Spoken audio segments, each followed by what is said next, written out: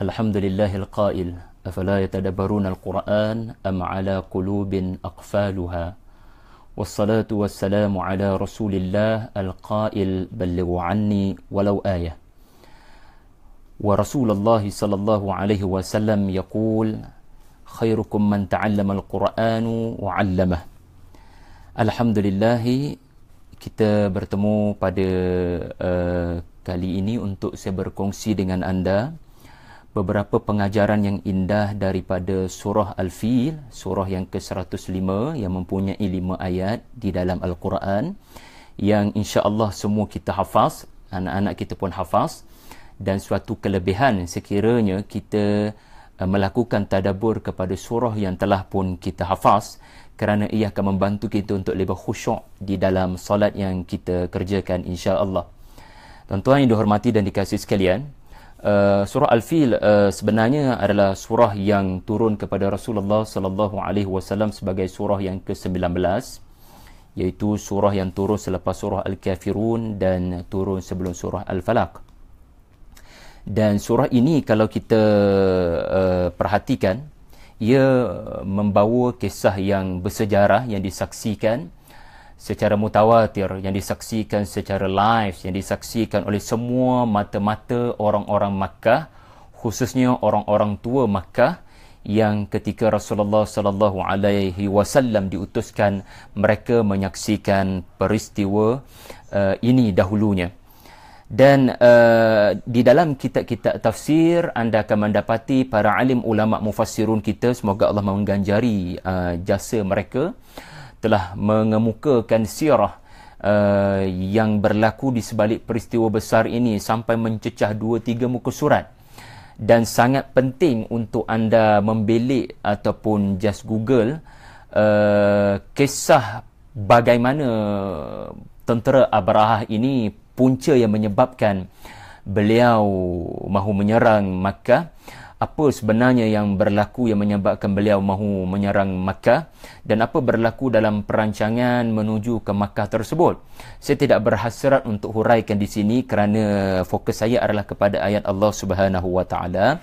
Namun penting untuk anda menghargai apa yang telah direkodkan di dalam sirah, kerana kisah ini adalah kisah yang telah direkodkan, diingati, disyairkan, dihafaz, disampaikan dari generasi ke generasi kepada bangsa Quraisy. Dia bukan macam cerita yang tak berlaku depan mata sebagaimana kaum-kaum sebelumnya, tetapi cerita ini telah dilihat dengan mata kepala mereka sendiri dan diwariskan cerita ini, maknanya dia mutawatir.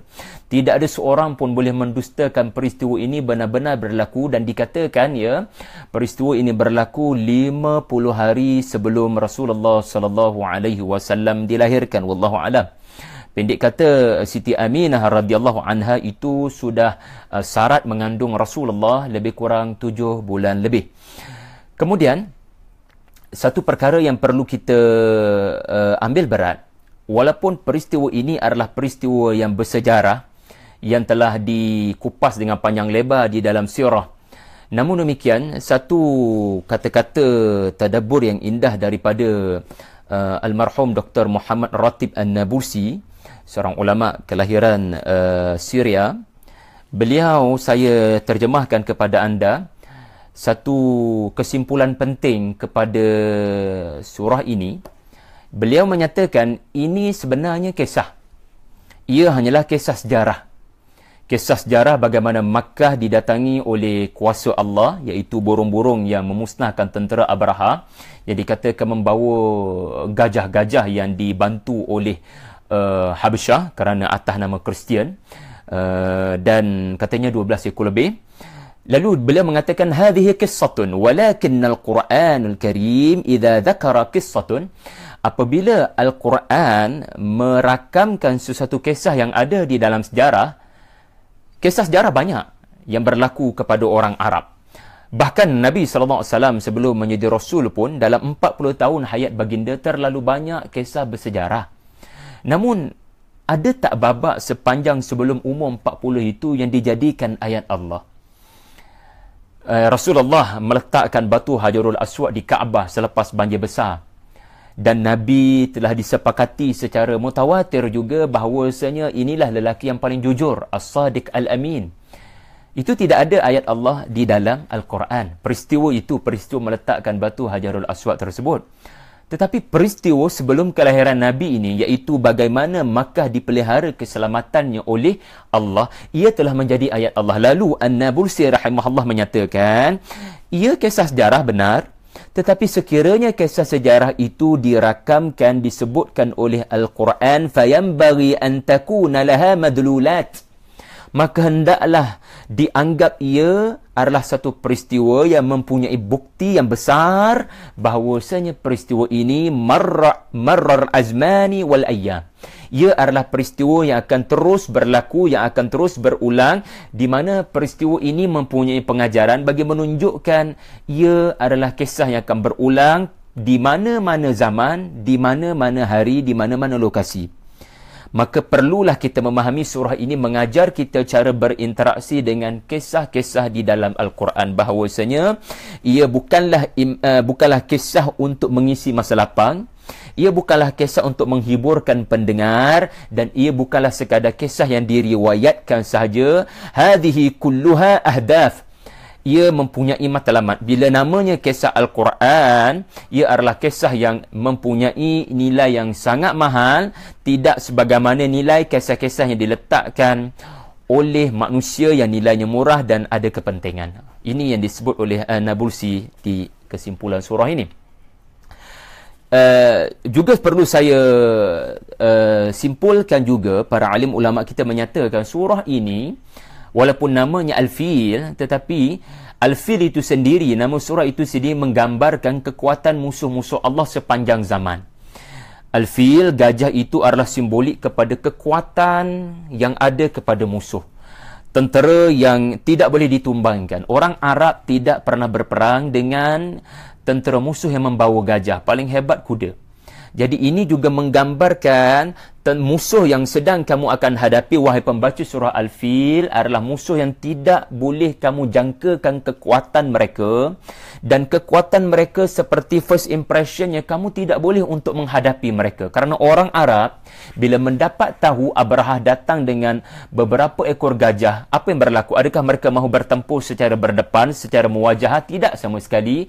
Mereka telah memutuskan untuk lari bersembunyi di gunung-gunung yang ada kerana ketakutan dengan Al-Fil.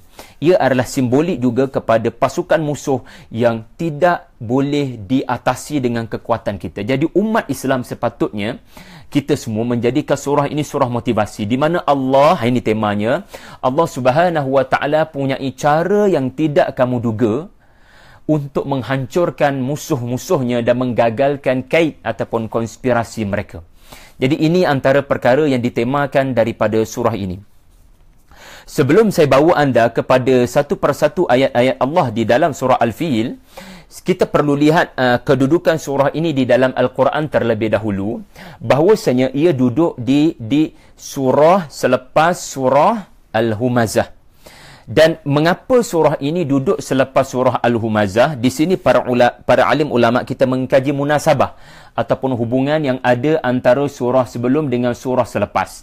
Lalu hikmahnya, hikmah tauqifinya, hikmah kedudukan surah ini diletakkan Allah Subhanahu wa taala selepas surah Al-Humazah, kerana dalam surah Al-Humazah Allah Subhanahu wa taala menyatakan bagaimana Allah menimpakan azab kepada seseorang yang mewah hidupnya, kaya raya, tetapi bersangka bahawasanya harta itu akan membantunya di lubang kubur ataupun di alam yang seterusnya.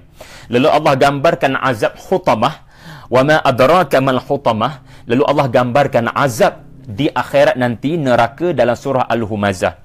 Surah Al-Fil muncul untuk menggambarkan bahawasanya anda, wahai musuh-musuh Allah, orang kafir, tidak perlu menunggu azab Allah di akhirat. Bahkan azab Allah boleh turun di dunia lagi. Dan buktinya adalah tentera Abrahah, apa yang berlaku kepada mereka. Mereka dihantar Allah ke neraka dengan azab terlebih dahulu di dunia.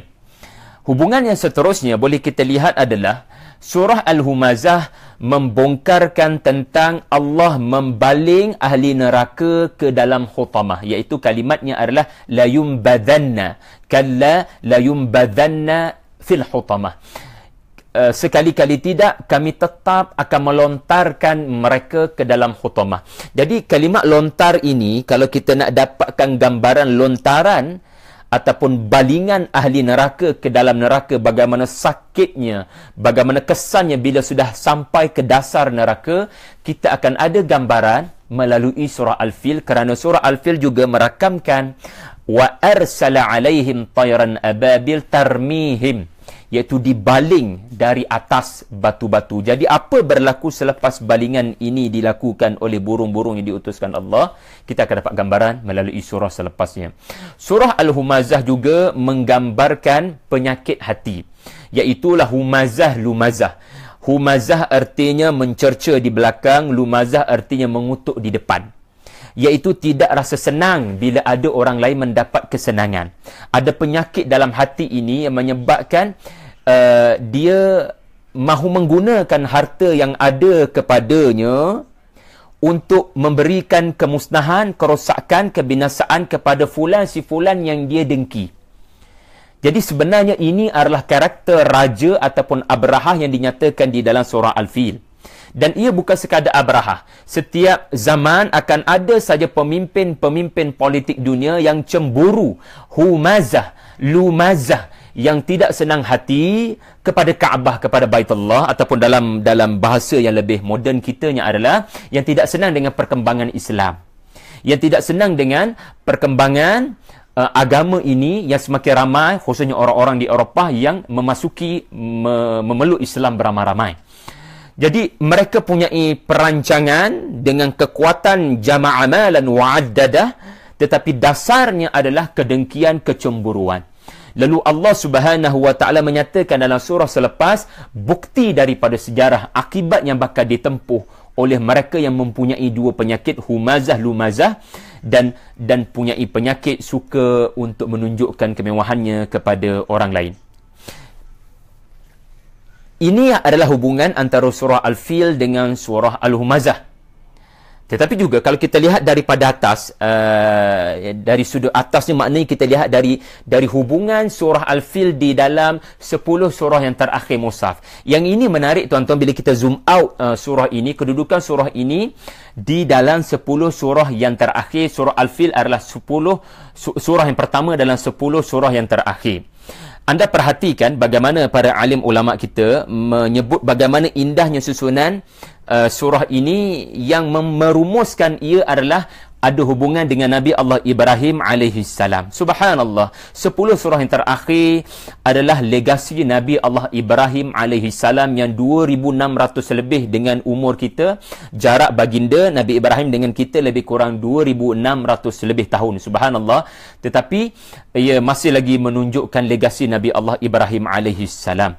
Apa yang dimaksudkan dengan legasi Ibrahim alaihissalam di 10 ayat yang 10 surah yang terakhir ini? Baik kita perhatikan. Surah Al-Fil, Allah Subhanahu wa taala menyatakan nikmat keamanan, iaitu sesiapa yang mahu menceroboh al-baladul haram ini ataupun baitillahil haram ini, Allah akan haramkan pencerobohan daripada sesiapa. Sesiapa jua yang mahu menceroboh tanah ini, ia akan diharamkan Allah daripada pencerobohan. Lalu surah ini menunjukkan keamanan bumi Makkah. Nikmat yang pertama kepada penduduk Quraisy adalah nikmat keamanan. Kemudian surah yang muncul selepas itu surah Quraisy, surah yang menunjukkan pula nikmat yang kedua, yakni nikmat kemajuan ekonomi. So surah Al-Fil lebih kepada kedudukan politik, bagaimana politically Makkah mempunyai security. Dan dari sudut economically, Makkah akan jadi negara yang very strategik. Makkah akan jadi sebuah negara yang mana kerana setiap tahun ada musim haji, dan kerana ia adalah sesuatu yang telah ditinggalkan negeri ini daripada Ismail alaihissalam, lalu Allah Ta'ala menyebut apa nikmat yang tidak dikurniakan kepada kabilah-kabilah di luar Makkah, iaitu pada musim sejuk, pada musim panas, mereka tetap boleh melakukan bisnes, ya, sampai ke Syam, sampai ke Yaman. Ila fihim rihlatash shita'i was-saif. Jadi, inilah dua nikmat yang dikurniakan Allah kepada Quraisy, nikmat keamanan dan nikmat kemajuan. Anda bayangkan anda punyai keselamatan, rumah anda selamat, ada pagar rumah, ada security, tetapi pendapatan anda tidak ada ataupun anda dibuang kerja, bagaimana anda mahu survive? Rumah selamat tetapi tidak ada kemajuan. Tidak boleh survive. Sama juga seseorang yang ada kemajuan, ada pendapatan, hartanya banyak, tetapi tidak ada keselamatan. Lalu dengan dua nikmat ini, فَلْيَعْبُدُوا رَبَّ هَذَا الْبَيْتِ, sepatutnya orang-orang Quraisy menyembah Allah Subhanahu wa taala sahaja. Jangan lupa dua surah ini adalah bukti doa Nabi Ibrahim dimustajabkan Allah. Kerana Nabi Ibrahim berdoa di dalam surah Ibrahim dan dirakamkan juga di dalam surah Al-Baqarah, Rabbi ja'al hadha baladan aminan warzuq ahlahu minat thamarat. Yang pertama nikmat aminan, keamanan, yang itu surah Al-Fil. Yang kedua warzuq ahlahu minat thamarat, iaitulah nikmat ekonomi. Surah Al-Ma'un muncul kemudiannya bagi membongkarkan sikap yang ada kepada Quraisy dengan dua nikmat ini. Ternyata mereka zalim kepada Allah dan mereka zalim kepada sesama fakir miskin, sesama yatim, sesama mereka sendiri yang mustada'afin, mereka bertindak zalim. Satu sistem yang korup antara Allah dengan sesama manusia. Allah gambarkan mereka bukan sekadar tidak berterima kasih kepada Allah, solat mereka adalah solat yang riak, solat yang menunjuk-nunjuk. Kerana solat adalah sesuatu yang diwariskan daripada Nabi Allah Ibrahim dan semua pimpinan Makkah tahu solat ini sudah ada, tetapi mereka mempermain-mainkan solat. Fawailul lil musallin. Dan mereka telah bertindak zalim kepada anak-anak yatim. Fadzalika alladhi yad'ul yatim wa la yahuddu ala ta'amil miskin wa yamna'unal ma'un. Jadi sikap mereka ini yang menyebabkan Allah disqualified mereka daripada memimpin Makkah di masa akan datang. Maka Allah menyebutkan KPI-nya, apa punca-punca kegagalan mereka ini di dalam surah Al-Ma'un. Menariknya surah Al-Kawthar adalah respon kepada surah Al-Ma'un. Kalau surah Al-Ma'un membongkarkan solat Quraisy ini riak, lalu surah Al-Kawthar menunjukkan solat Rasulullah adalah benar-benar kerana Allah. Fasalli li rabbik. Kalau surah Al-Ma'un menunjukkan bagaimana sikap Quraisy zalim kepada fakir miskin, zalim kepada mustada'afin, lalu surah Al-Kawthar menunjukkan Rasulullah bertindak untuk mensedekahkan daging-daging korban wanhar. Jadi surah Al-Ma'un menunjukkan disqualifiednya Quraisy, dan surah Al-Kawthar siapa yang bakal memimpin Makkah bila Quraisy telah diumumkan dipecat, ya, you are fired daripada Makkah, maka yang akan mewarisi Makkah adalah inna a'tainakal kautsar. Al-Kawthar ini berasal daripada kalimat kathrah, iaitulah nikmat yang terlalu banyak. Salah satunya adalah nikmat kemenangan ke atas bumi Makkah. Allah akan kurniakan inna a'tainak, kami akan kurniakan kepada Rasulullah sallallahu alaihi wasallam kepimpinan Makkah pada suatu hari nanti. Dan mengapa Makkah ini diberikan kepada Rasulullah dan tidak diberikan kepada kafir Quraisy? Juga berkaitan dengan doa Nabi Ibrahim dalam surah Al-Baqarah.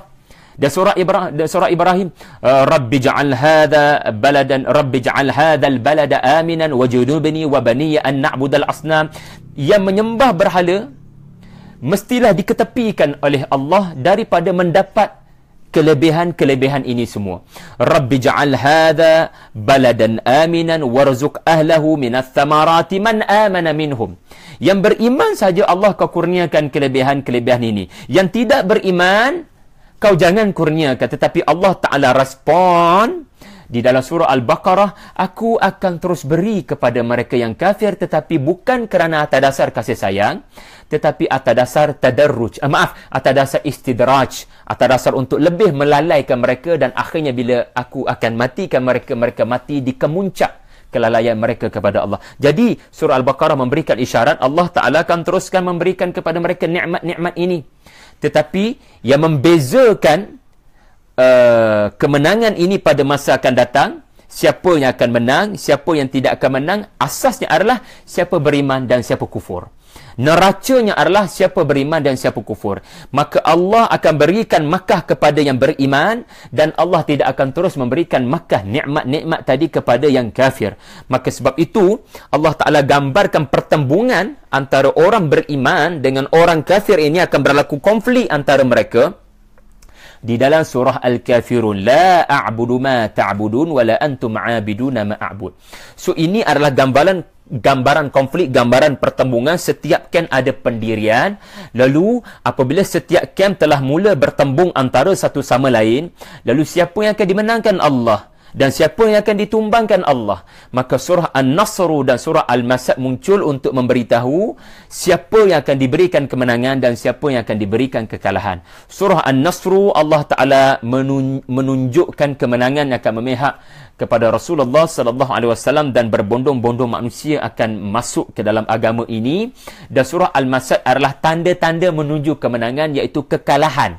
Tanda-tanda kecil kekalahan sebelum kekalahan besar adalah Abu Lahab itu sendiri telah diumumkan Allah Subhanahu wa taala sebagai ahli neraka. So Abu Lahab adalah simbolik kepada penentang yang paling tegar dari akar umbi keluarga Rasulullah sallallahu alaihi wasallam. 3 surah yang terakhir mengingatkan semula kepada umat Islam bila berkonflik, bila bertembung, bila berperang, apa tujuan sebenar kita berperang, apa tujuan sebenar kita bertembung. Tidak ada tujuan sebenar kecuali legasi tauhid yang menyebabkan kita berbeza. Iaitulah apa yang ditinggalkan oleh Nabi Allah Ibrahim alaihissalam, iaitu tauhid dalam satu perkataan yang mudah. Dan tauhid inilah yang dirakamkan di dalam surah Al-Ikhlas, Qul huwallahu ahad. Ingat balik tujuan kita hidup adalah untuk hanya menyembah Allah As-Samad. Dan iman kita kepada Allah sentiasa terancam oleh faktor luaran dan faktor dalaman. Iman kita kepada Allah As-Samad, kebergantungan kita, iyyaka nasta'in kita kepada Allah, sentiasa dalam ancaman oleh faktor luaran dan faktor dalaman. Maka faktor luaran ini, apa yang mengancam iman dan tauhid ini, apa faktor luarannya? Allah datangkan surah Al-Falaq. Dan apa yang daripada dalam, was-was daripada dalam, yang datangnya daripada syaitan mungkin. Musuh daripada dalam namanya nafsu. Musuh daripada luar namanya syaitan. Tetapi semuanya datang daripada was-was di dalam. Maka was-was itu adalah faktor dalaman yang mengganggu iman yang dinyatakan di dalam surah An-Nas. Itu adalah mukaddimah kepada surah Al-Fil kita. Kedudukan surah Al-Fil di dalam 10 surah yang terakhir di dalam mushaf, semuanya ada hubungan dengan legasi Nabi Allah Ibrahim alaihissalam. Baiklah tuan-tuan, tanpa membuang masa, mari kita menjenguk ayat yang pertama surah ini. Saya akan kongsikan secara ringan-ringan, secara santai-santai, mudah-mudahan untuk anda memetik pengajaran. Bismillahirrahmanirrahim. Alam tara kaifa fa'ala rabbuka bi ashabil fil. Tidakkah kamu Muhammad memerhatikan bagaimana Tuhan kamu bertindak melakukan sesuatu kepada tentera bergajah? Tadabbur yang pertama adalah kalimat alam tara. Alam tara, tuan-tuan, artinya tidakkah kamu perhatikan? Baik. Seseorang yang mendengar sesuatu khabar, dengan seseorang yang melihat sesuatu dengan mata kepala, manakah yang memerlukan bukti? Sudah pasti mendengar khabar berita, seseorang tidak mungkin percaya dengan pantas kecuali bila dibuktikan depan mata. Tetapi seseorang yang melihat depan mata, dia sudah tidak memerlukan bukti. Jadi alam tara di sini mendidik Rasulullah sallallahu alaihi wasallam dan kita supaya bila bertemu dengan kisah-kisah di dalam Al-Quran, maka hendaklah kita memahami ia adalah seperti kita melihat depan mata. Ia adalah kebenaran seperti melihat depan mata.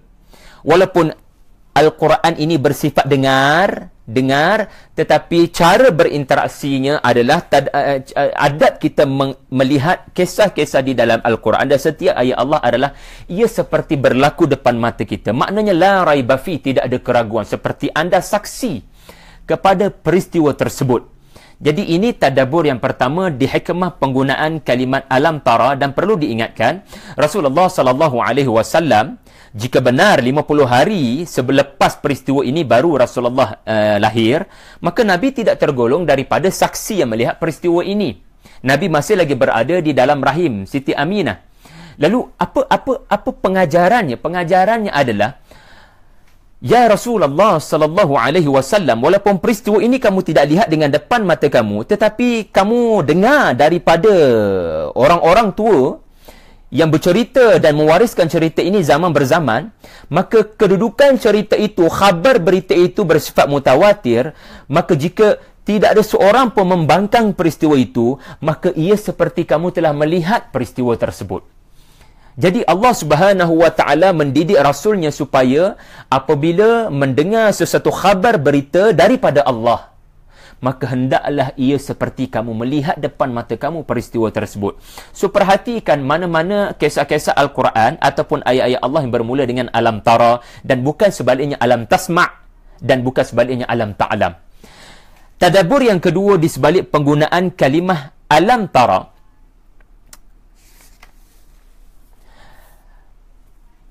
Allah Subhanahu wa taala mensasarkan tara ini kepada Rasulullah, khitabnya kepada Rasulullah dan bukannya Quraisy. Kalau dihadapkan kisah ini kepada Quraisy, artinya alam tarauna. Alam tarau, maafkan saya, alam tarau. Awalam yarau. Maknanya ayat ini ditujukan kepada Rasulullah sallallahu alaihi wasallam. Lalu mengapa ya? Sedangkan peristiwa ini perlu diberi peringatan kepada Quraisy. Tetapi Allah berdialog dengan Rasulullah. Muhammad, tidakkah kamu perhatikan? Mengapa tidak? Tidakkah kamu semua memerhatikan? Ataupun mereka memerhatikan?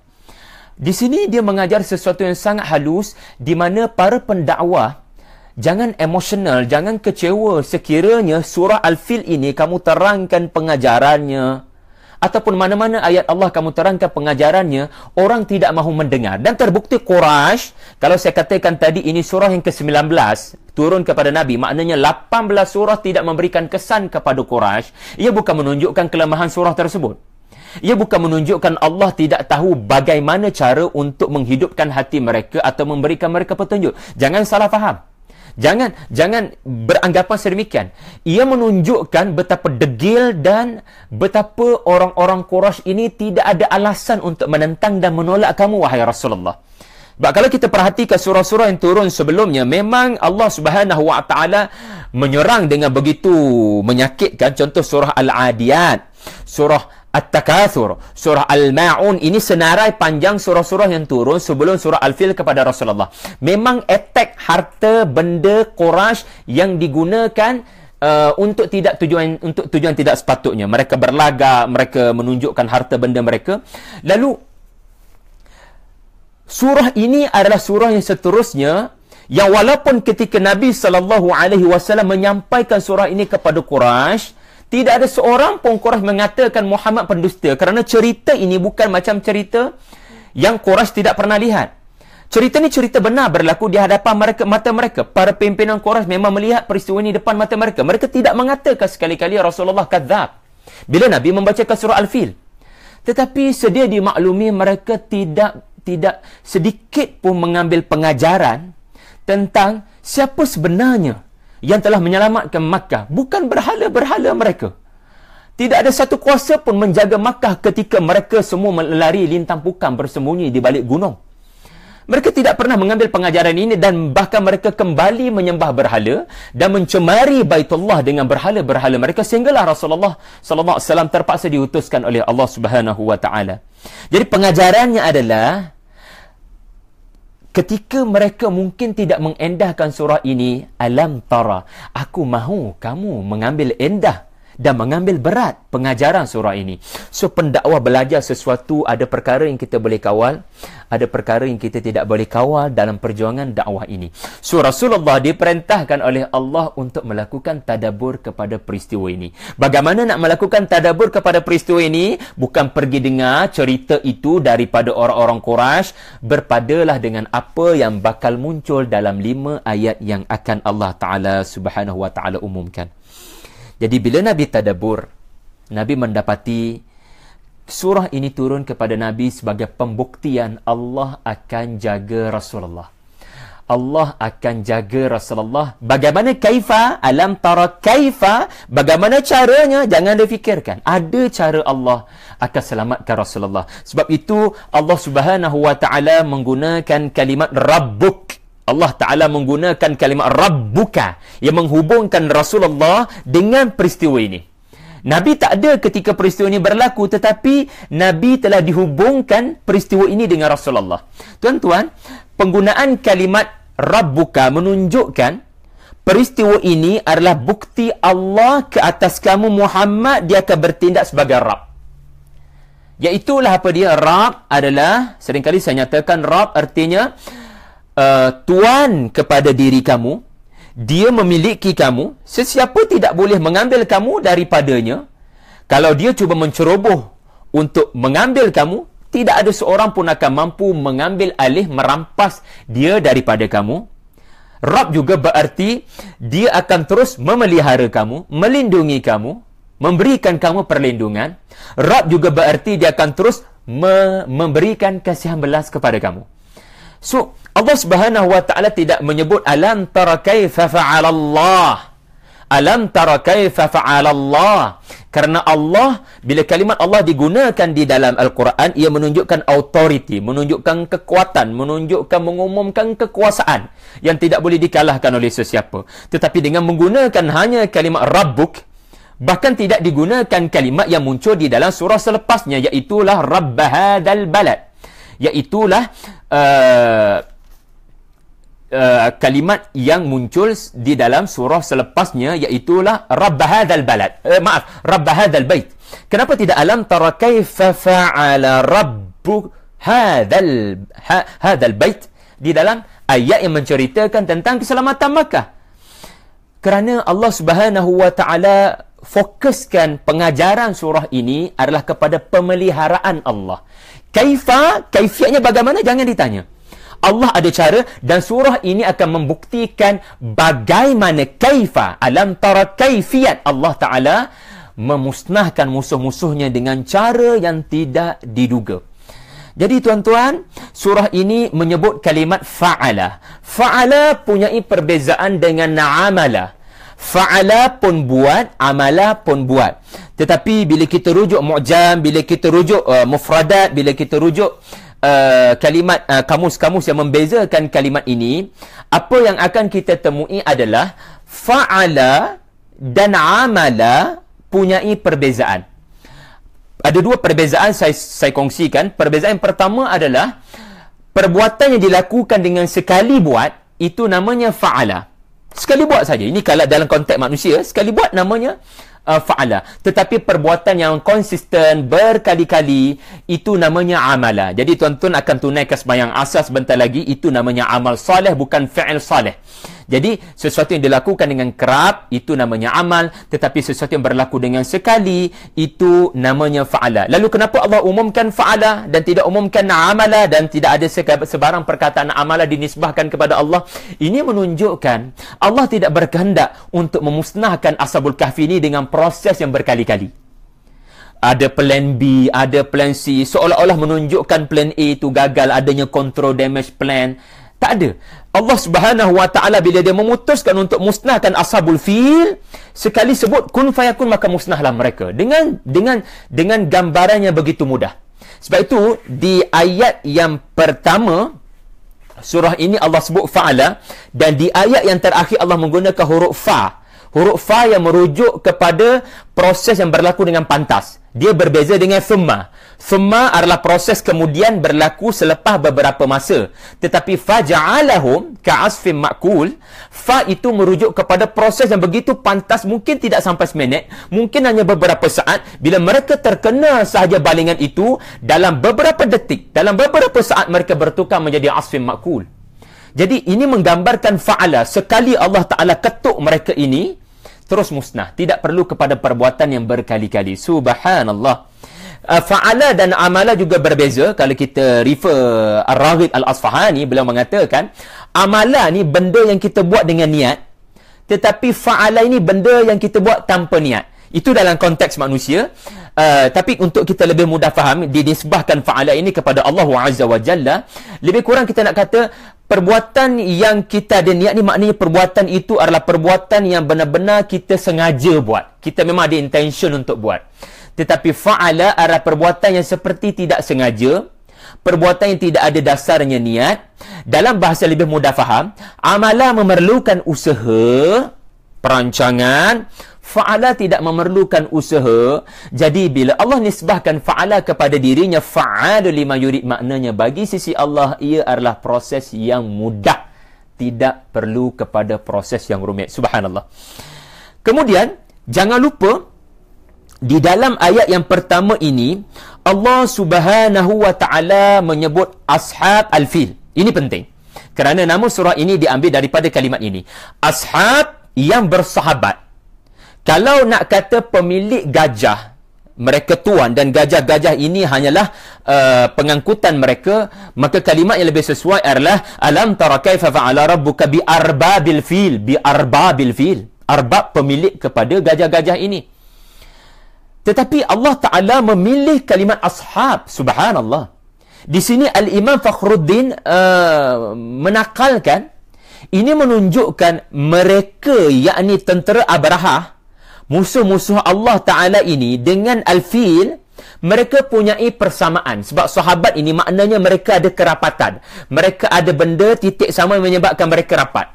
Jadi Ar-Razi mengatakan sifat yang ada kepada penyerang-penyerang Makkah ini, sifat mereka tidak banyak beza dengan binatang. Mereka ada bahimiyah, mereka ada perangai kebinatangan. Sudah tidak ada sifat intelektual. Kerana tidak logik kalau benar sirah mengatakan, dan kita anggap ia benar, hanya kerana seorang Arab buang najis besar dalam gereja Abrahah, lalu balasannya adalah Abrahah mahu musnahkan Makkah seluruhnya, genosid, mahu memusnahkan Kaabah secara khusus. Tak logik, hanya kerana diaibkan dengan buang air besar dalam gereja.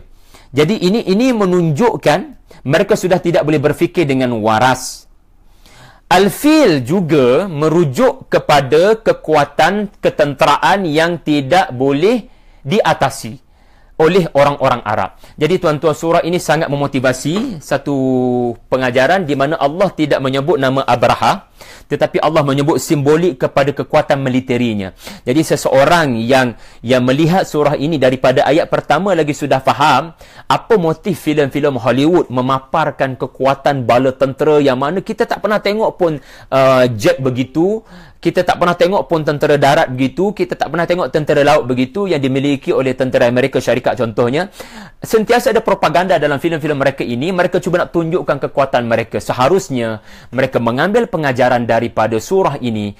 Orang yang bangga dengan kekuatan gajah, akhirnya Allah musnahkan dengan cara yang paling mudah. Kemudian mari kita perhatikan pula ayat yang seterusnya. Sebelum itu, perlu faham, penggunaan gajah adalah manifestasi kepada musuh-musuh Allah yang mahu memusnahkan umat Islam, orang beriman, dengan cara yang paling pantas. Sebab gajah, dia boleh bulldozer dengan sangat pantas.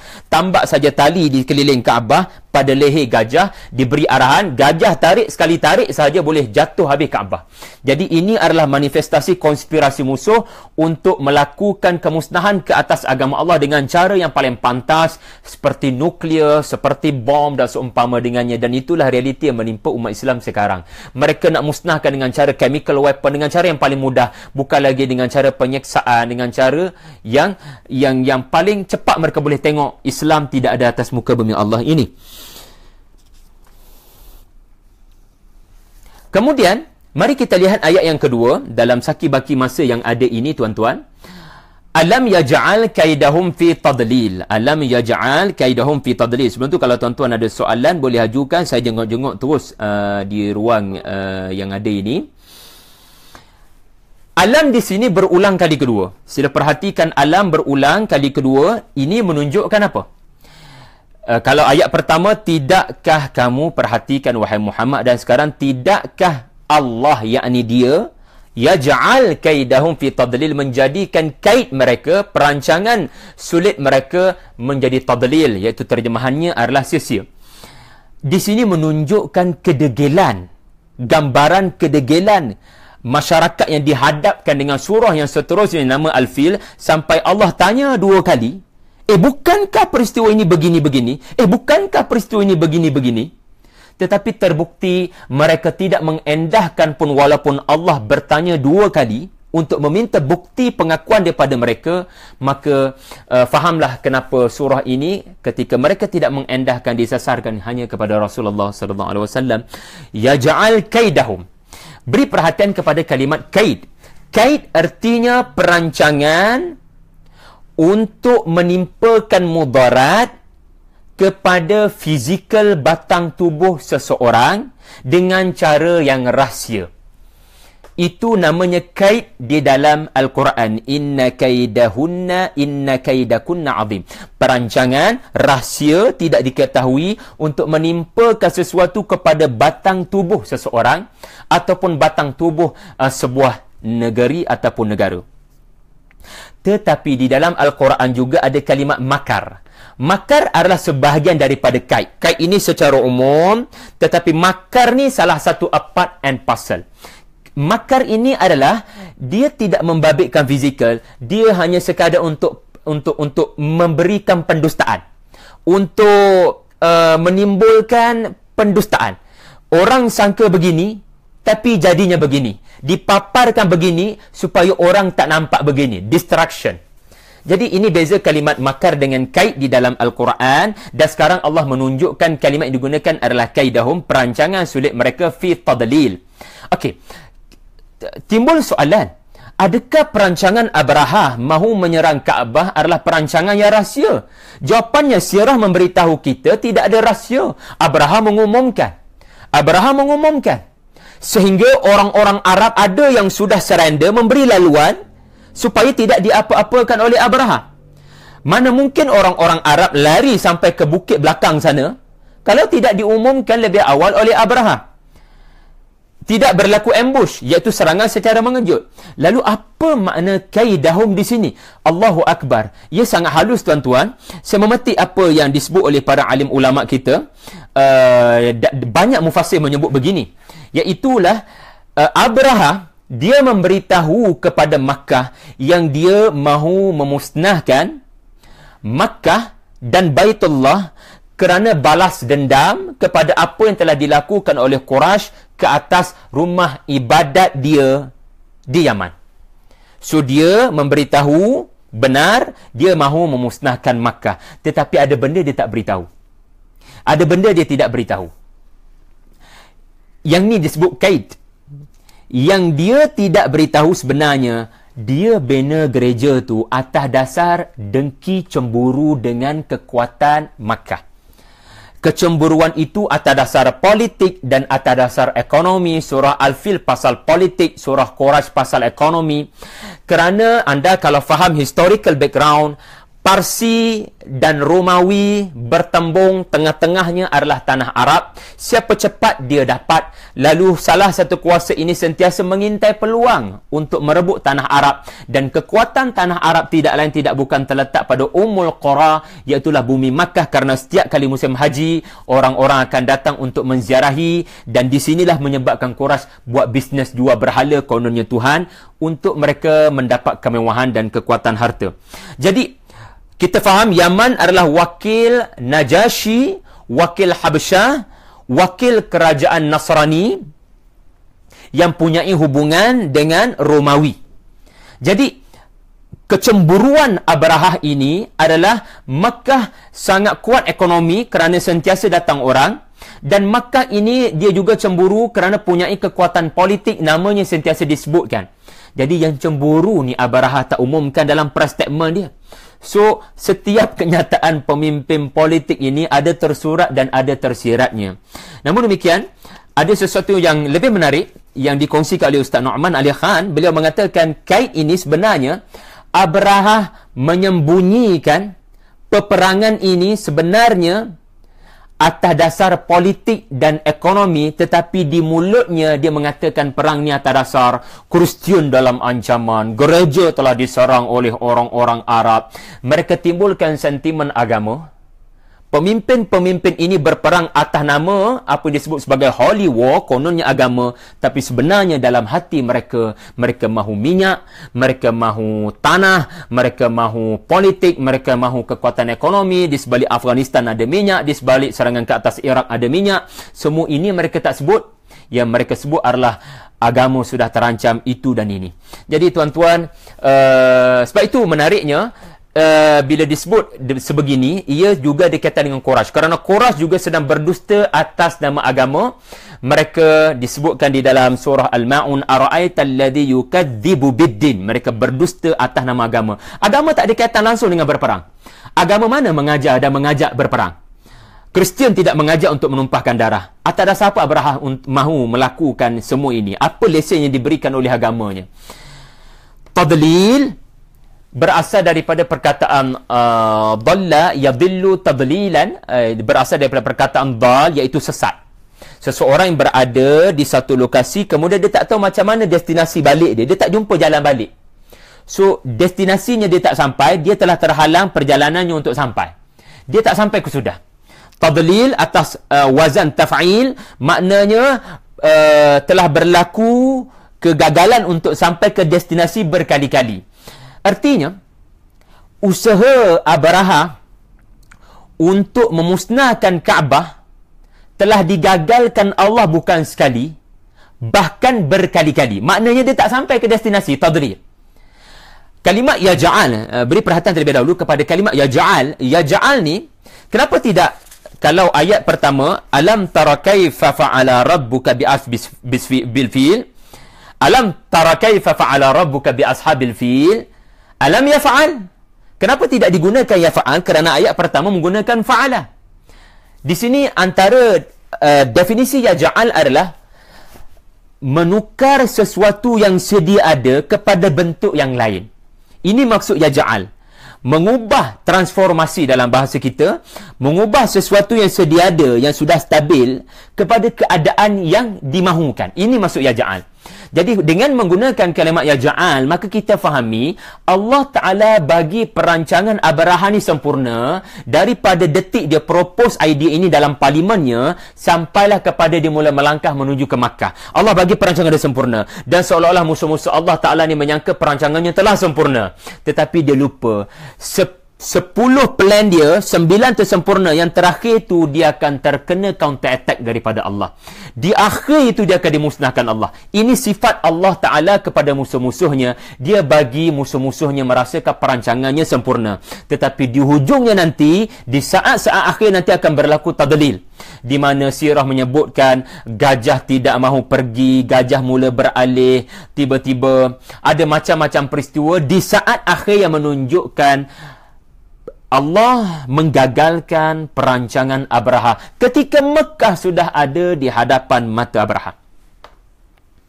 Kemudian kita beralih kepada ayat yang ketiga, wa arsala alaihim tayran ababil. Saya ambil masa lebih sikit lah sampai 4 suku. Wa arsala alaihim tayran ababil, dan dia mengutuskan dari atas mereka tayran ababil. Okey, burung-burung ababil, ya. Saya akan terangkan ababil. Arsala alaihim, mengutuskan ke atas mereka. Beri perhatian kepada kalimat alaihim. Allah Ta'ala boleh menggunakan dengan wa arsala tayran ababila alaihim. Tetapi wa arsala alaihim, Allah dahulukan alaihim, artinya menggambarkan ini adalah azab. Azab Allah daripada atas. Dan ini juga menunjukkan apa yang sedang berlaku di atas itu sesuatu yang tidak boleh berlaku sesuatu yang tidak boleh digambarkan dengan perkataan. Yang ni yang sirah kata, tidak dapat dilihat langit pada waktu itu, langit yang sepatutnya cerah kerana serangan Abraha berlaku pada matahari bersinar, kerana terlalu banyaknya burung-burung datang pada waktu itu dan berbondong-bondong tidak putus-putus dari segenap arah. Dari segenap arah. Sehingga bila tengok ke langit, tak nampak langit. Yang nampak adalah kegelapan hasil daripada burung-burung yang terbang tidak berhenti-henti. Jadi alaihim di sini menunjukkan apa yang berlaku di atas itu sangat menakjubkan. Dan apa yang berlaku di atas itu adalah sesuatu bala bencana kepada Abraha dan konco-konconya. Dan menarik ya, bila Allah sebut anbiya wa arsala idza arsalna ila. Allah akan sebut ila. Tetapi bila namanya azab, Allah sebut arsala ala. Arsala ala namanya azab. Arsala ila, kita mungkin boleh katakan arsala ilaihim, tetapi Allah guna alaihim. Artinya para anbiya, bila Allah kata arsala ilaihim, artinya Allah mengutuskan kepada kaum itu dengan penuh elemen kasih sayang. Ini maksud arsala ila kalau nak compare dengan arsala ala. Tayran, tuan-tuan. Tayran artinya burung dalam bentuk nakirah. Nakirah ini menarik, bukan dalam bentuk ma'rifah. Ya. Ma'rifah artinya ada alif lam, iaitu burung itu. Tetapi tayran artinya nakirah, burung yang tidak ditentukan burung mana. Di sini ada sebab. Pertama, litta'zim. Yang kedua, littahkir. Okey. Litta'zim artinya apa? Litta'zim qudratillah. Bagi membesarkan kuasa Allah, maka digambarkan yang memusnahkan Abraha ini adalah burung. Seekor burung. Iaitu satu jenis burung. Ataupun satu jenis burung yang pelbagai spesies. Tapi yang penting jenis burung belaka. Artinya orang tertanya-tanya, apa yang memusnahkan Abraha? Adakah gajah lawan gajah? Adakah ribut taufan? Adakah banjir? Adakah gempa bumi? Tetapi bila ditanya, dijawabnya burung. Burung. Orang tak boleh terima burung yang kecil. Kalau kita pergi zoo pun, atas badan gajah tu ada burung. Burung dengan gajah ni boleh duduk sekali. Tak boleh digambarkan dengan perkataan burung boleh menghancurkan gajah dan tentera-tentera bergajah ini. Orang tak boleh nak bayangkan dengan perkataan burung yang begitu jinak di sisi manusia dan di sisi gajah. Tiba-tiba burung dihantar Allah. Cukup burung untuk menunjukkan kebesaran Allah.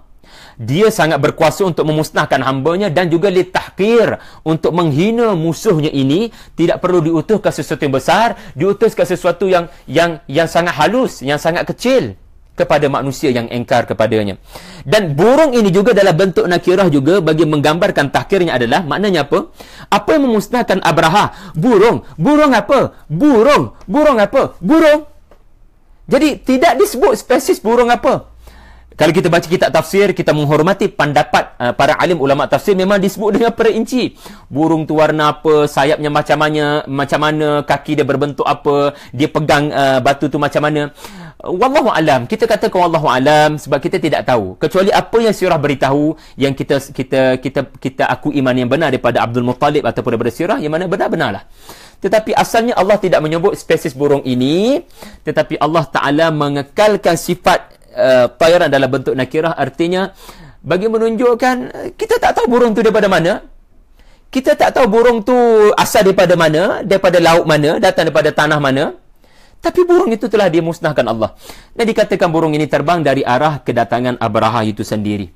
Maknanya musuh yang datang dari arah yang tidak diduga oleh musuh-musuh Allah. Ababil bukan nama, tuan-tuan. Ababil bukan nama burung ni. Ababil, kenapa saya kata tidak nama kepada burung ini? Kerana di dalam bahasa Arab, dia mempunyai asalnya. Ababil dia tidak ada mufrad. Ababil ini memang kekal jamak, tidak ada mufrad. Ababil orang Arab guna kepada maksud pertama sekali sesuatu yang mempunyai pelbagai jenis. So contoh, anda buat ceramah, tiba-tiba masuk anak-anak, lepas tu masuk orang-orang tua, lepas tu masuk orang-orang dewasa. Bila ada pelbagai golongan ini, namanya ababil, ababil, ababil. Dan juga menunjukkan kedatangan golongan ini bermacam-macam gelombang. Gelombang pertama ramai orang, tiba-tiba ada gelombang kedua pula datang, kemudian ada gelombang ketiga. Orang Arab juga menyebut ia sebagai ababil, ababil. Kadang-kadang mereka ulang sampai 2 kali ababil, ababil, bagi menunjukkan kedatangan dalam keadaan bergelombang-gelombang dari pelbagai spesies. Jadi ini menggambarkan burung-burung ini datang, kita tak tahu daripada mana, tayran, tetapi sangat kecil, tetapi ia datang dari pelbagai arah, dan ia datang dari pelbagai spesies. Mungkin juga ia berarti ada pelbagai spesies, tetapi kedatangan tidak pernah putus. Mungkin proses ini berlaku 1 jam, 2 jam, wallahu alam, tetapi tidak putus. Satu burung jatuhkan batu, burung lain pula jatuhkan batu. Ini adalah ayat yang ketiga, subhanallah. Dan saya ingin kongsikan satu perkara yang saya lupa. Ayat pertama adalah tara. Ayat kedua adalah yaj'al. Ayat ketiga adalah arsala. Ayat yang keempat, ayat yang kelima, ja'ala. Anda perhatikan, orang belajar bahasa Arab dia boleh membezakan tujuan penggunaan fi'il madhi dan fi'il mudhari' di dalam Al-Quran. Alam tara, ayat pertama fi'il mudhari' tara. Allah tidak guna ma ra'aita, ara'aita. Ayat yang kedua, alam yaj'al. Allah Ta'ala tidak gunakan fi'il madhi, Allah Ta'ala gunakan mudhari'. Tetapi tiba-tiba berlakunya peralihan, iaitulah arsala fi'il madhi dan ja'ala adalah fi'il madhi. Pengajarannya di sini adalah, baik, bila Allah Subhanahu wa Ta'ala menggunakan tara dan yaj'al, ayat pertama dan ayat yang kedua, sila beri perhatian kerana ia menunjukkan al-mudhari' listimrar wat-tajaddud wat-tahadduth. Ia menunjukkan peristiwa ini akan berulang dan akan berlaku pembaharuan. Maknanya apa? Peristiwa ini, bab kata An-Nabulsi tadi, peristiwa ini akan berulang. Dan ayat 1, ayat 2 adalah motivasi kepada seluruh umat Islam bahawasanya Allah ada cara untuk musnahkan mereka dengan ayat 1 dan ayat 2. Sentiasa pada setiap zaman Allah ada cara untuk musnahkan mereka, berbangga dengan teknologi ketenteraan untuk musnahkan agama Allah. Dan ayat yang kedua, Allah ada cara untuk tukar perancangan mereka menjadi tadlil, menjadi tak sampai ke sudah, menjadi rosak, menjadi binasa, menjadi sia-sia. Tetapi ayat 4, ayat 5, ayat 6, ayat 3, ayat 2, ayat 5, di mana Allah guna arsala, ja'ala, ini menunjukkan peristiwa ini dah berlalu. Kemusnahan yang menimpa mereka sangat teruk, sangat dahsyat. Keterukan dan kedahsyatan ini tak akan berulang pada masa akan datang. Maka dijadikan dia fi'il madhi. Makna betapa dahsyat dan tragis dan tersadisnya peristiwa ini sampai Allah jadikan ia adalah satu perkara yang telah berlalu, tidak akan berulang. Tetapi tarmihim dan tidak dalam bentuk ramahum. Tarmihim menunjukkan juga ia akan berlaku dalam bentuk Allah akan jatuhkan sesuatu daripada atas, bantuan Allah daripada atas. Pada mana-mana zaman tentera Islam terkepung ke apa nanti, anda sendiri tahu bagaimana, contoh yang paling mudah, Nabi Isa bin Maryam sendiri akan membantu pasukan Islam di Syria nanti, insya-Allah. Tetapi dia pun dalam bentuk dijatuhkan Allah daripada atas, ya, bukan jatuh gedebuk macam itulah, tetapi diturunkan daripada atas. Jadi ini antara keindahannya. Ayat yang keempat, tarmihim bihijaratin min sijil, tarmihim bihijaratin min sijil. Okey, sebelum tu saya ingin memetik kata-kata almarhum Said Qutb rahimahullah, ya, supaya kita tidak terlalu saintifik bila berinteraksi dengan sesuatu yang namanya azab Allah.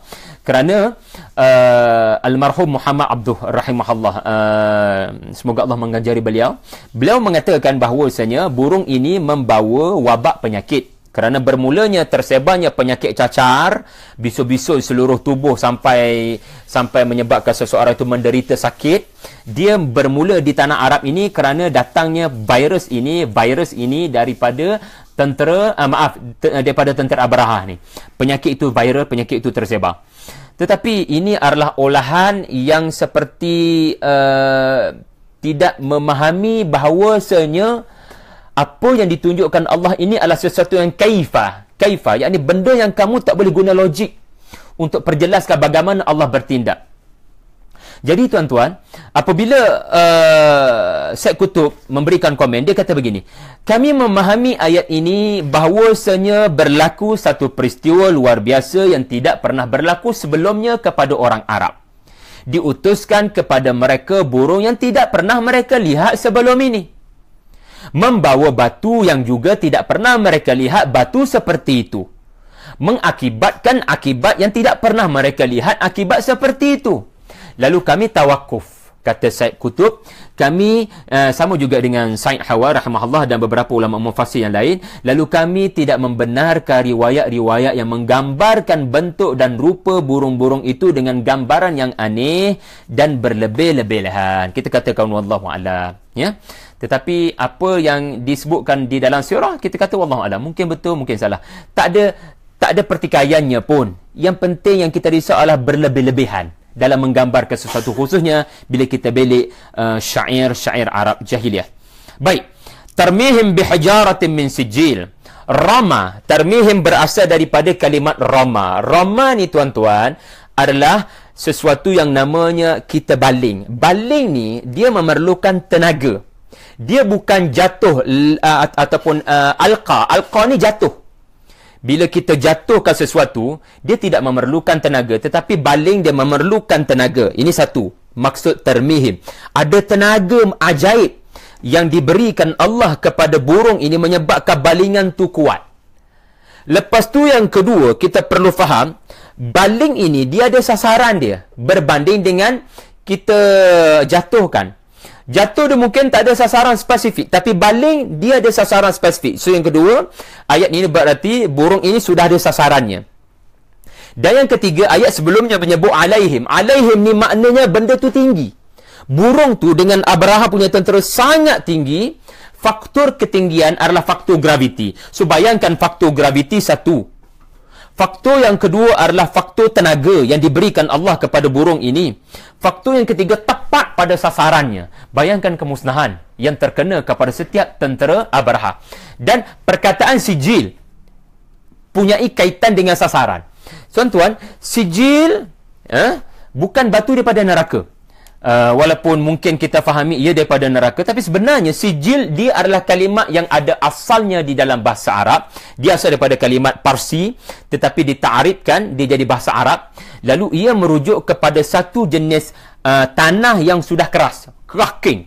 Bila tanah tu keras dah macam batu, ini menunjukkan tanah itu berasal daripada tempat yang matahari terik terang benderang sampai tanah tu jadi keras. Tanah liat tu jadi keras. So tanah keras ini orang Arab panggilnya sebagai sijil. Ya, sijil. Dan sijil inilah tanah yang disebut Allah sebanyak 3 kali di dalam Al-Quran termasuk Al-Fil. Dan bagi 2 kali Allah Ta'ala sebut merujuk kepada azab yang sama menimpa kaum Nabi Lut alaihi salam. Kaum Nabi Lut alaihi salam. Kaum ini Allah Ta'ala sebut dalam surah Hud dan surah Al-Hijr. Allah Ta'ala juga mengutuskan kepada mereka sijil. Dan sijil juga, untuk saya kaitkan dengan sasaran tadi, sijil juga kalau kita tengok surah Al-Anbiya ayat 104, yauma natwis samaa katayyis sijili lil kutub. Hari kiamat nanti kami akan genggam langit dan kami akan lipat langit itu seperti kamu lipat sesuatu benda yang ada catatan. Kamu lipat kertas lah maksudnya. Kami akan lipat langit sebagaimana kamu lipat kertas yang ada catatan. Sebab tu kita panggil sijil pendaftaran, kan? Sebab benda tu ada nama kita, sijil tu. Jadi benda yang ada catatan, benda yang ada perkataan, benda yang ada nama anda di situ, itu namanya sijil. So, batu-batu ini telah tercatat musawwamatan min 'indi rabbik. Telah tercatat nama setiap sasaran. So, dia tak jatuh secara random. Tak ada satu batu jatuh secara random. Very well planned daripada Allah. Wa ma ramaita idh ramaita walakin Allah rama. Hijarah asal daripada perkataan hijr, sebab tu ada surah Al-Hijr, iaitu satu perkampungan daripada bukit pasir yang menyebabkan mereka duduk dalam tu terhalang. Hijr artinya halangan. Yang terhalang, yang menyebabkan mereka terhalang daripada angin ataupun banjir. So, itu yang dimaksudkan dengan Ashabul Hijr. Hijr juga membentuk kalimat hujrah. Hujrah artinya apa ya tuan-tuan? Surah Al-Hujurat, bilik yang membina tabir, batasan supaya tak ada orang boleh menceroboh. So, bila Allah kata hijarah, kami utuskan batu yang menghalang kehendak Abraha daripada memusnahkan Kaabah. Jadi ini dari sudut bahasanya. Kemudian kita beralih kepada ayat yang terakhir, subhanallah, faja'alahum ka'asfin ma'kul. Faja'alahum ka'asfin ma'kul. Ja'ala telah saya huraikan tadi. Ka'asfin, lalu maka Allah dengan masa yang pantas telah menukar mereka dengan asbab batu tadi. Dengan asbab batu tadi yang diturunkan, yang dijatuhkan, yang dibaling oleh burung-burung tadi, mereka telah menjadi seperti apa? Allah tidak gambarkan bagaimana apa yang berlaku kepada mayat-mayat ini. Tetapi Allah Subhanahu wa taala, dia faham kita tak tengok peristiwa ni alam tara, kerana ayat pertama alam tara, Muhammad sallallahu alaihi wasallam tidak menyaksikan, tetapi ada benda yang boleh anda tengok sekarang, iaitu apa dia? Pergi cari daun, asfin artinya daun, wal habbu dzul asfi war raihan dalam surah Ar-Rahman, daun. Asaf juga merujuk kepada asif, iaitu angin, maknanya daun yang telah ditiup angin lalu jatuh ke bawah tanah. Maknanya daun yang dah tak berapa, daun yang sudah rosak, daun yang sudah tidak lagi berfungsi, jatuh ke bawah jadi daun kuning, jadi daun kering. Lalu bila jatuh ke tanah, tunggu masa nak ditiupkan angin. Ini masuk asap. Jadi anda pergi tengok daun kering yang jatuh ke bawah.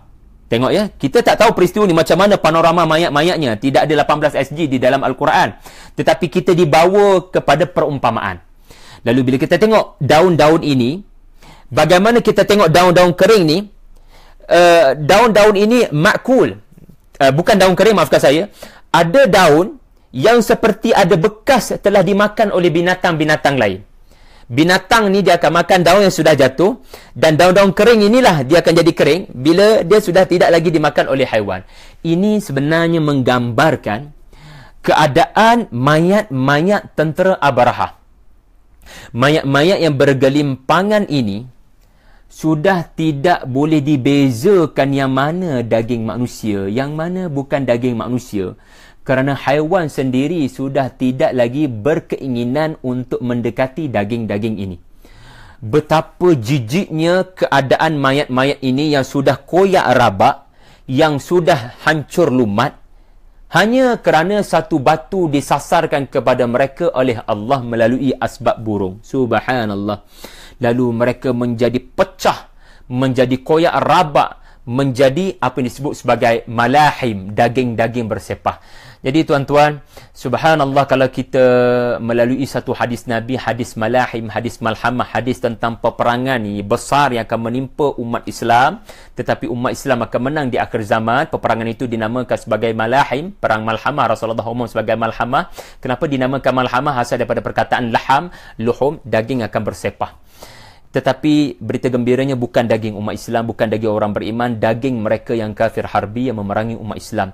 Persekutuan Romawi dalam hadis, Rasulullah sebut Romawi akhirnya akan khianat kepada umat Islam, dan mereka akan menyerang umat Islam, akan mengepung umat Islam. Tetapi Allah akan menangkan pasukan muslimin di dalam peperangan besar ini. Allah akan turunkan Nabi Isa daripada atas, dan Nabi Isa akan berdoa. Mereka akan dimusnahkan Allah hanya dengan bau Nabi Isa bin Maryam sahaja. Jadi tuan-tuan, bukan satu kebetulan Habsyi ataupun maafkan saya, Abraha juga berperang atas nama agama, tapi sebenarnya mengkhianati agama Nasrani mereka. Romawi juga adalah satu kerajaan yang meletakkan Nasrani dahulunya sebagai agama mereka kononnya. Tetapi wallahu alam, di akhir zaman Rasulullah menyebut Nasrani akan mengkhianati muslimin. Itu semua akan berlaku. Jadi ini bukan sekadar surah tentang masa lampau, ia adalah surah tentang masa depan. Satu perkara yang disebut oleh Ibnu Ashur rahimahullah, surah ini merakamkan kisah yang tidak berulang di dalam Al-Quran. Kalau nak compare dengan kisah kaum Samud, kaum Ma'ad, kaum Fir'aun, anda akan dapati kisah-kisah itu berulang di dalam Quran. Tetapi apa hikmah kisah ini sekali ini sahaja dinyatakan di dalam Al-Quran?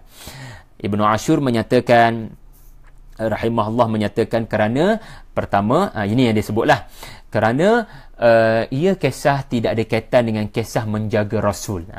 Jadi kisah yang turun pada Rasulullah ni, bila Allah nak turunkan motivasi, Nabi SAW sentiasa terancam keselamatan Nabi.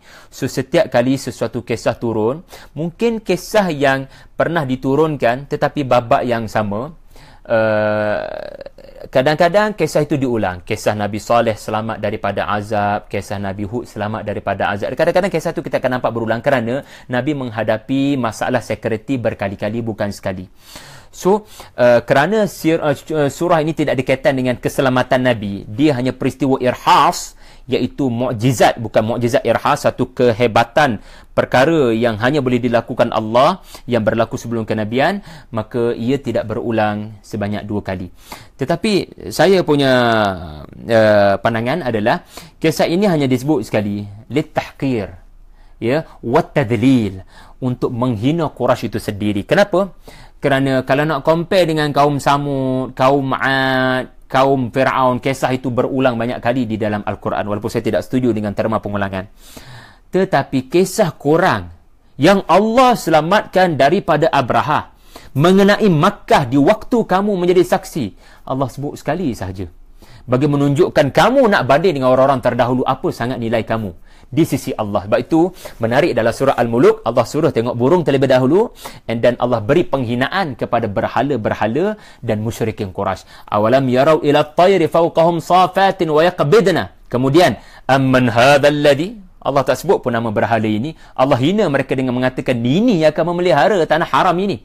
Amman hadzal ladzi huwa jundul lakum yansurukum min dunir rahman, yang akan menjaga kamu daripada serangan-serangan ini semua. Tuan-tuan, akhir sekali saya ingin menyebutkan surah Al-Fil adalah bukti doa Nabi Allah Ibrahim alaihi salam itu sendiri, iaitu doa keselamatan Makkah daripada serangan sesiapa pun sepanjang zaman, insya-Allah. Rabbi ja'al hadha al-balada aminan.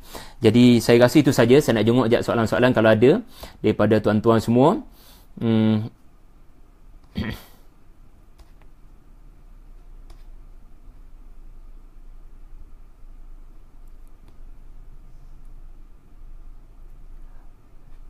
Okey, setakat ni tidak ada soalan lah daripada tuan-tuan. Yang ada cumalah komen-komen, dan terima kasih atas tuan-tuan yang sedia berkongsi tentang komen, pandangan. Jangan lupa untuk share video ini kepada kawan-kawan kita yang lain supaya mereka lebih tadabbur surah yang mereka hafal, dan khususnya kepada anak-anak kita, insya-Allah. Qul qouli hadza wa astaghfirullah li wa lakum wa billahi taufiq wal hidayah. Wassalamualaikum warahmatullahi wabarakatuh.